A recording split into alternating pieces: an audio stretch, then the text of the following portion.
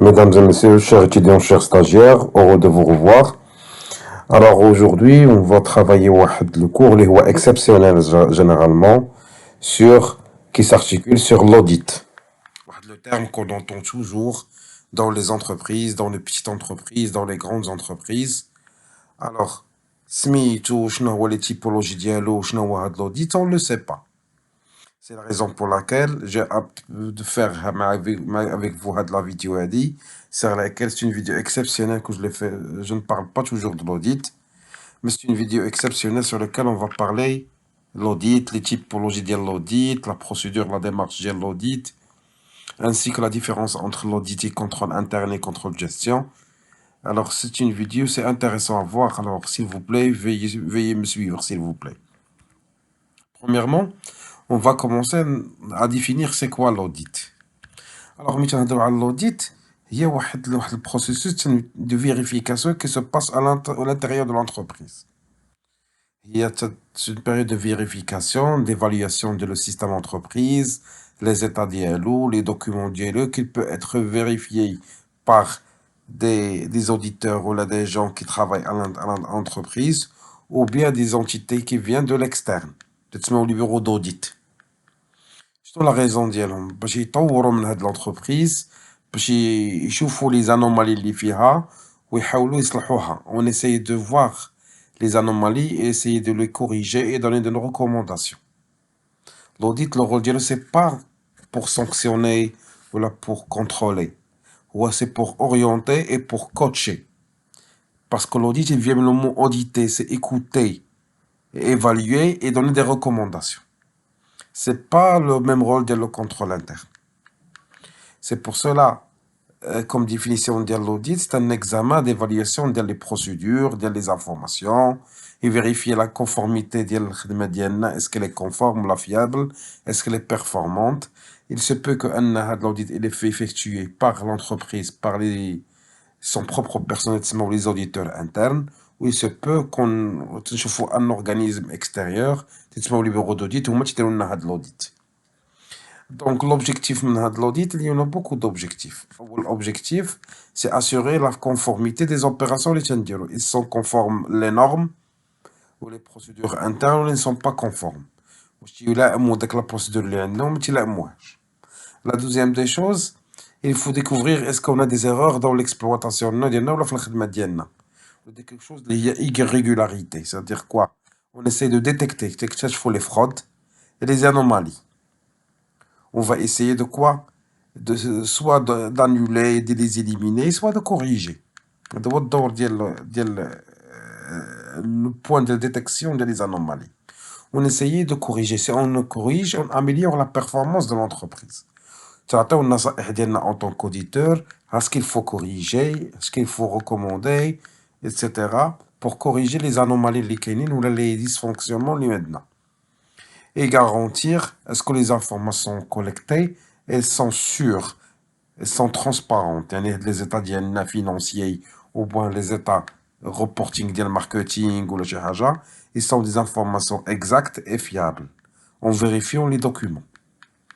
Afin de quoi? Afin de réduire le risque. Des risques opérationnels, ou des risques stratégiques, ou des risques financiers, ou des pertes. C'est pour cela, on assure la conformité, on détecte les anomalies pour les corriger, on améliore la performance, on donne des recommandations pour on le rendement des sharika, on garantit la fiabilité des informations, est-ce qu'elles sont correctes ou non, afin d'éviter les risques qui vont influencer l'entreprise. Les risques financiers, organisationnels, opérationnels ou bien stratégiques. Ça, l'objectif de l'audit. Maintenant, on va passer les typologies d'audit, ou les types d'audit. Alors, les types d'audit, on va commencer, on va donner les significations, et à la fin, on va donner le nom de l'audit. La première, il s'agit alors de contrôler l'information, non seulement de vue comptable et financier, mais en proche. Donc, on contrôle tout ce qui est en relation avec l'activité toutes les activités de l'entreprise. On les contrôle, on vérifie les niveaux, un point de vue comptable, financier, ou d'un point de vue de toutes les fonctions d'entreprise, on vérifie l'exploitation d'IENA, est-ce qu'il a dans les normes ou là? واش غادية في المسار الصحيح ولا لا؟ dans les normes. C'est pour là تسميه audit opérationnel parce qu'il est relatif à tous les fonctions de l'entreprise. تنديرو des audits على tous les fonctions de l'entreprise. من financier, marketing, production, comptable, ressources humaines. C'est pour cela on a حتى l'audit ressources humaines راه كاين un typologie, mais on va pas discuter عليه aujourd'hui. Et le deuxième audit, c'est opinion sur les états financiers de synthèse. On doit s'assurer sur la qualité de l'information financière collectée ou sur les données financières. Il y a le côté financier. C'est pour ça que c'est mieux l'audit financier. On s'assure de la conformité les informations financières collectées, tu connais fiables, mzianines, mais fiables des fraudes. C'est pour cela que c'est l'audit financier. Troisième type d'audit a pour objectif de décliner alors, واش la procédure ديال الخدمة مزيانة ولا la réglementation القانون ديال الخدمة مزيانة واش tout l'organisme غادي في الخدمة ديالو tout l'organisme ils sont conformes aux normes par exemple ديال ISO ولا aux normes ديال normes posées par l'entreprise par l'État par la réglementation interne et externe. C'est pour cela أي حاجة اللي هي pour être conforme تنهضروا على l'audit de conformité. Tous les actes اللي كاينين dans l'entreprise ils sont conformes تيلائموا القانون ولا la réglementation de l'entreprise. Quatrième type d'audit est le fait de quoi? De se mettre هذيك les vérifications à une entité اللي هي خارج الشركة étrangère. C'est pour cela on l'appelle quoi? C'est l'audit externe. تجيبوا un bureau d'audit, c'est lui qui va contrôler tout ce qui conforme, ce qui est en relation avec l'entreprise. Donc, on soumet nos têtes à un bureau d'audit où il contrôle les problèmes pour nous donner leurs recommandations. On parle de l'audit externe. Puis, le contraire de l'audit externe, donc on trouve une entité indépendante au sein de l'entreprise, et c'est ce qu'on appelle l'audit.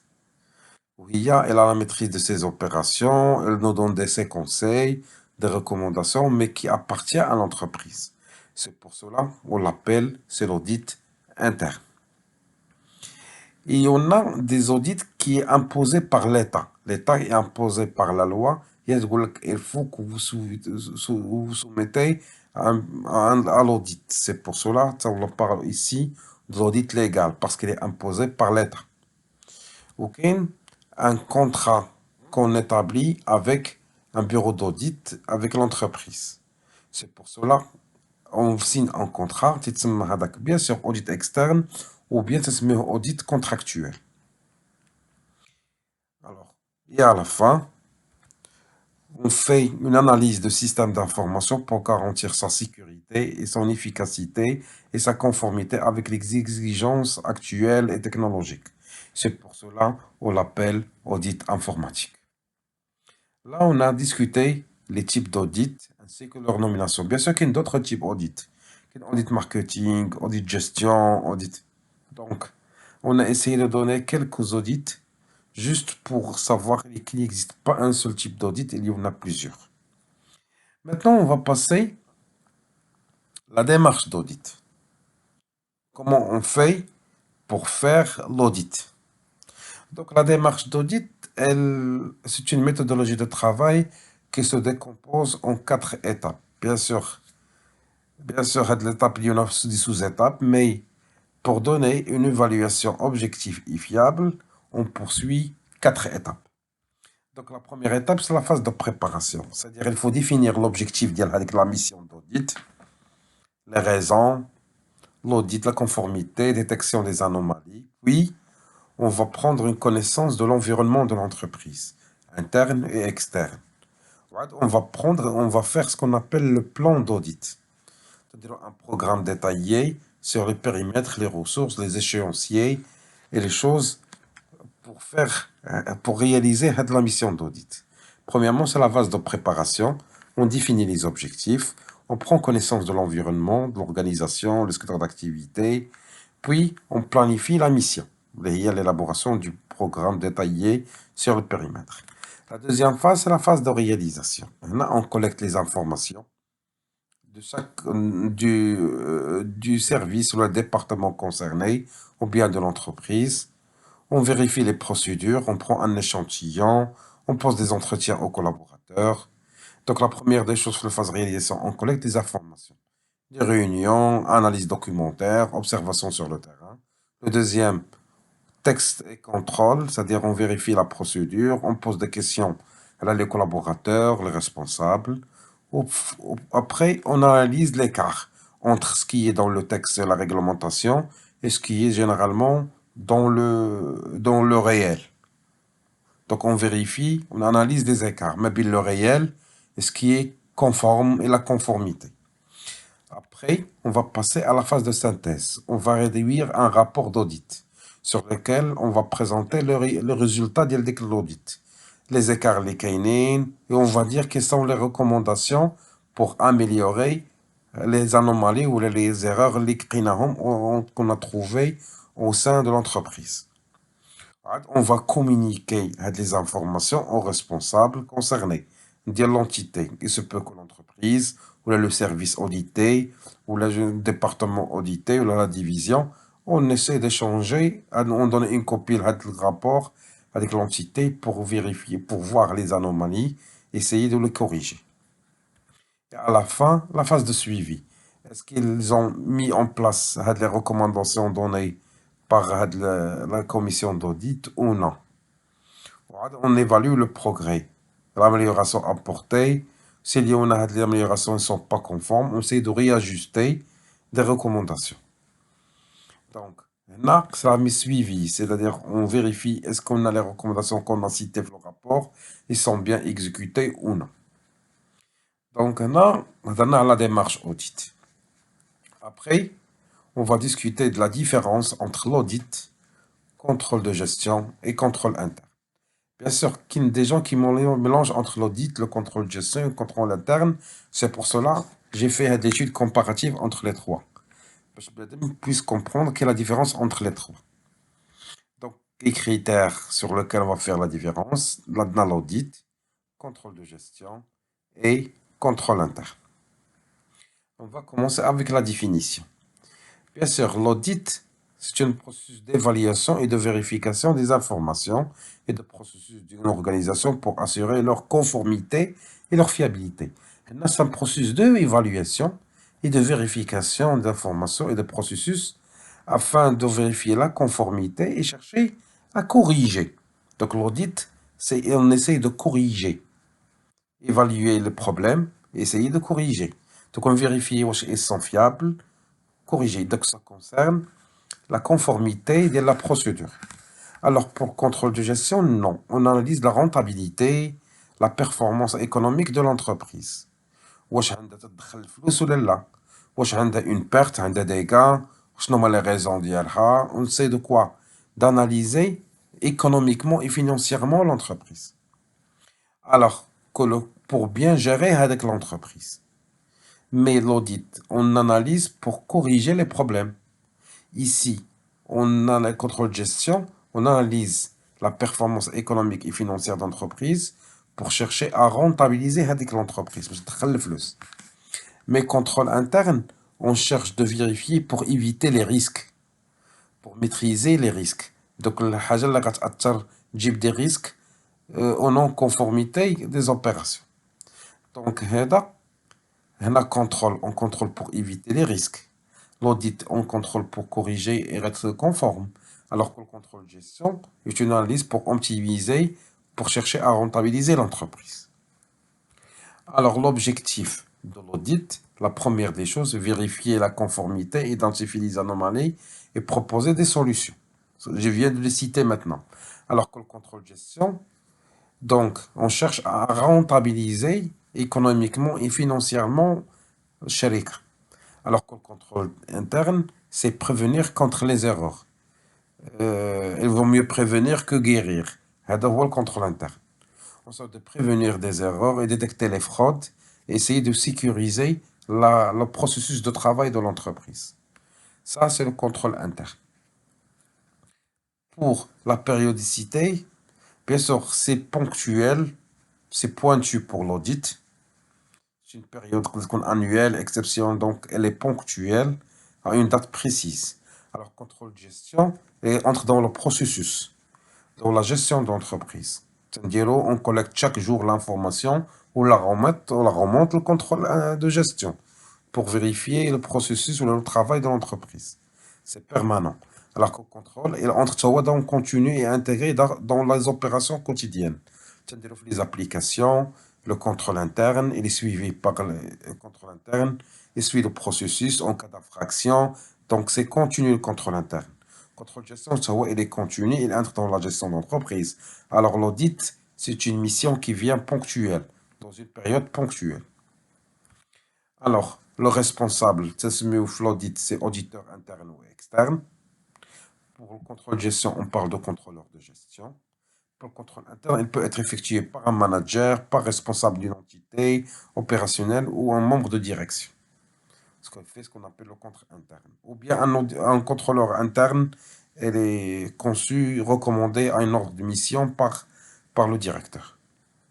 Après, l'approche de l'audit. La fraude, c'est externe ou indépendant, basée sur une analyse approfondie.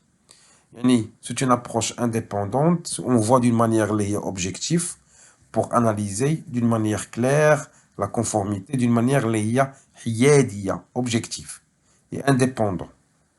Le contrôle de gestion, non, c'est interne, orienté à chercher, c'est subjectif, on cherche simplement à analyser pour gérer et avoir plus de rentabilité et pour que l'entreprise puisse être plus performante économiquement. C'est interne, c'est pas externe. C'est pas indépendant. On entre dans le processus.